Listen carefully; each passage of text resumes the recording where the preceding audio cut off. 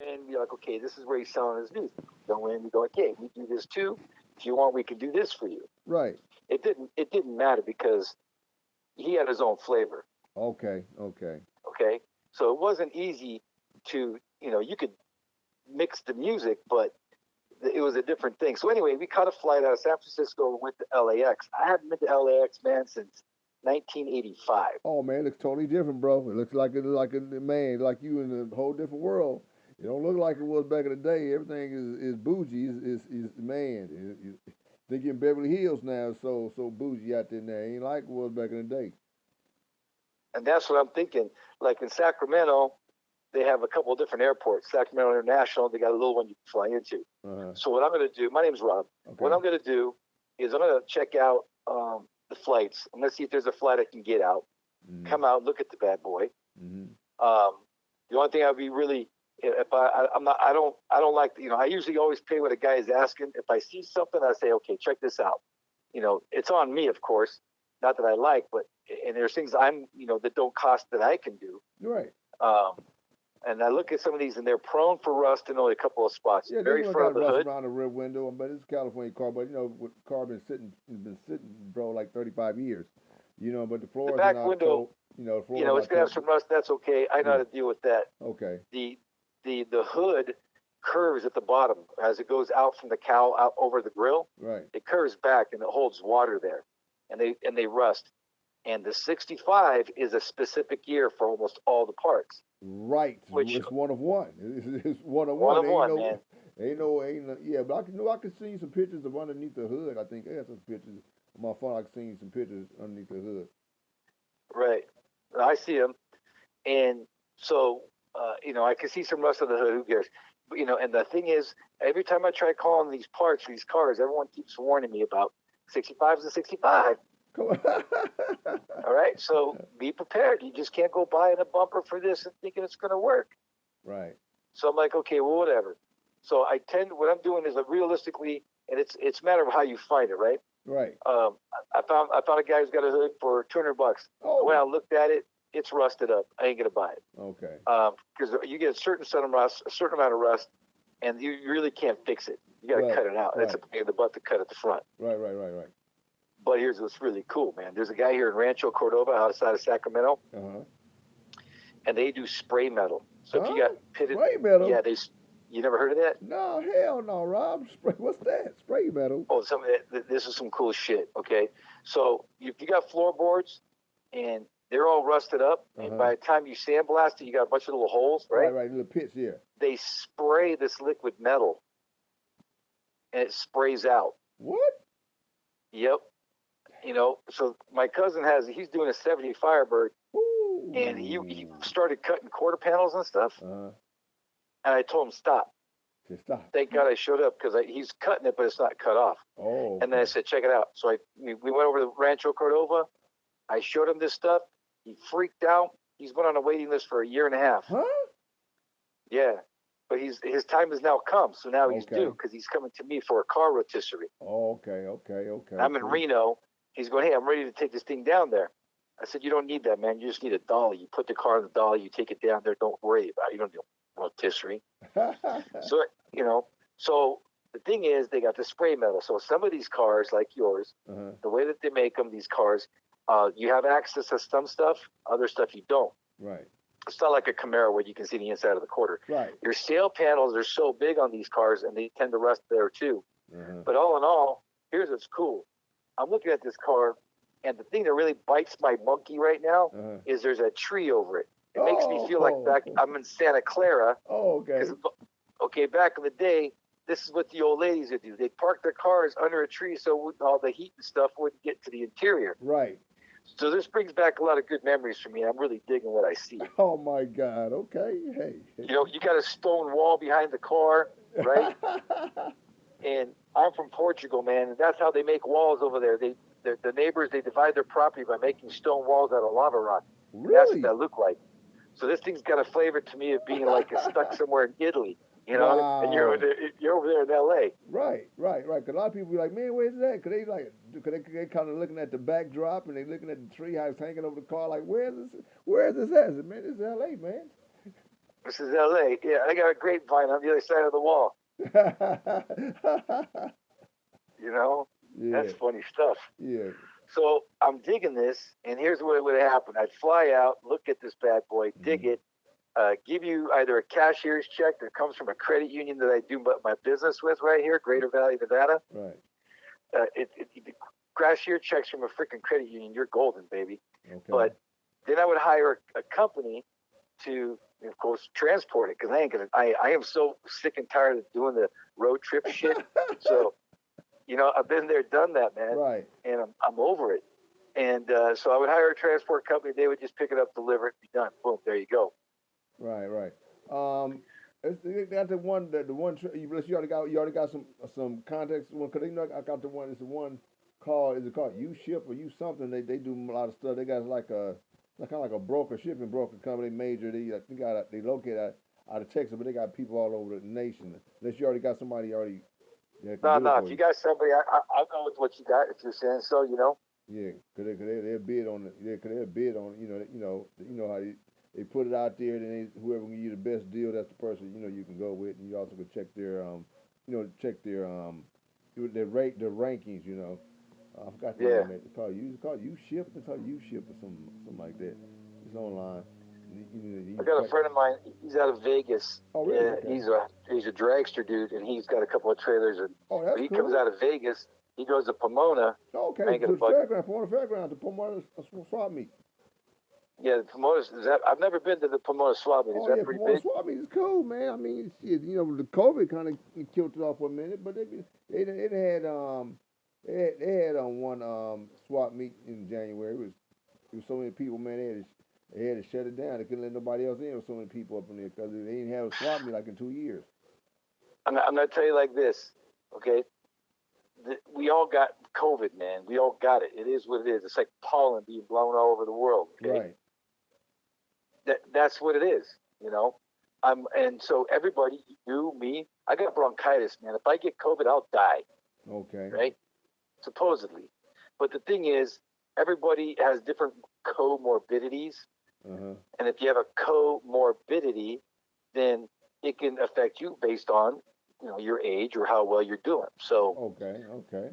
I got all sorts of freaks that I know in one part of the world to the other, uh, different religions, man, different black people, white people. I was born in Portugal, but I have check this out, man. I got cousins in Brazil, right? Huh? Hey, check this out. This is gonna funk your mind right now. My dad looked like Klinger from MASH. You ever see MASH? Yeah. Yeah. Yeah. Yeah. For real? Okay, man. My old man, swear to God, dead freaking ringer for fucking that guy. I mean, he's got the nose, he's got the sharp face. He looks like a fucking Dracula. Okay, my dad. So he looks just like Klinger, right? Okay. Okay. So his mother came from India. So I talk the Indian, right? Right. And I got black cousins in Angola. Really? Yes, Damn. yes. Let me tell you, man. And they're good soccer players and they're fantastic ping pong players. Those are the Right. two things. Uh huh. That's it. David, that's They it. can't drink much. So that's it, Rob said that's it. Huh? You said, Rob, that's it. That's all they can do. That's it. Ping pong and That's it, soccer. man. Ping pong and soccer. They don't drink much. They can't Okay. handle the alcohol. That's funny Okay. as hell. You give them beer and they love it. That's a different story. Mm. And they love rice. I don't know what the hell that's about. Me? Well, Well, hey. I was getting down with the lamb. They love lamb. I love lamb. That's good meat. Okay, okay. But that's the COVID stuff, man. I got off on that shit. But anyway, so you're open for this. What I'm going to do is I'm going to get online right now, play around with the flights, see what's what, where's where, Mm-hmm. and then I'll continue to contact you through Facebook. Oh, that's cool. That's cool, man. So you said you're in Vegas. What part of Vegas? When I head down there, I always head down to the Boulder City area, Okay. and if not, then I'll hang out in Henderson. Okay. Okay. Henderson's where this guy he's got the freaking he's got a hot rod shop called Fig Speed. F as in Frank, IG, Okay. Fig Speed. And I used to work with the guy a long time ago at Mallory Ignition in Carson City here. And then he went down to Lake Havasu, and he started doing that drag racing with the boats and crap. Okay. And he did that. You ever seen King of the Hammers? Uh-uh. King of the Hammers is where these guys are racing with 2,500 horsepower off-road vehicles. Damn. So these dudes are flying across the open desert at 160 miles an hour. Damn. You got your computer out. You need to pull up King of the Hammer Racing, okay? Write that down. Check it out. King of the Hammer, and watch that shit, because you will see a part of the desert that comes alive. It turns into a big-ass city. Huh? People go out there. Oh, yeah, they're racing for like 2 weeks. Wow. I went out there only once, saw a guy coming into the pits at about 100 miles an hour while he's got the brakes on and sliding. I ain't doing that again, man. So that's suicide, because I don't know if the guy's going to bounce, come into us or what. And you don't know it because there's just a puff of smoke coming at you. Damn. All this dirt. Wow. But it's crazy. So, yeah, if you get a chance, you'll probably get a kick out of that. King of the Hammer Racing, right? Yeah, because if you're into cars and stuff, you're really into cars? Yeah. All right, I'm going to share this with you. I was in Oakland, right? And when I was in Oakland, I was dating this chick in Sacramento, Elk Grove, a little bit south of Sacramento. And her dad, his name is Rick Perry. Okay. Rick Perry, this guy was one of the guys who used to put on the Oakland Roadster shows. Oh, okay. So when you take your cars to the shows, you're looking for the big numbers, so that way you can get the big value for the car. This was one of the guys that would say yes or no, you can come to the show. Oh, damn. Or if you came to the show, he'd treat you like a king or he'd treat you like a punk, right? Damn. So this guy, Rick Perry, you got inducted into the Hot Rod Hall of Fame. That's some shit. Wow. So I was with him when he got inducted in Oakland, and then I met, because I was dating his daughter, all these dudes. You know, like Von Dutch, the original Von Dutch. And then the guy who used to make wheels back for the hot rods in the day, his name was Paulson, Paulson's Wheels. Wow. I met the guy who made House of Colors, the paint itself. I met him. He got inducted. And then you had a guy named Blackie Agerian. So this is the guy that has, these are the guys who used to comb their hair back in the day in the 50s and shit.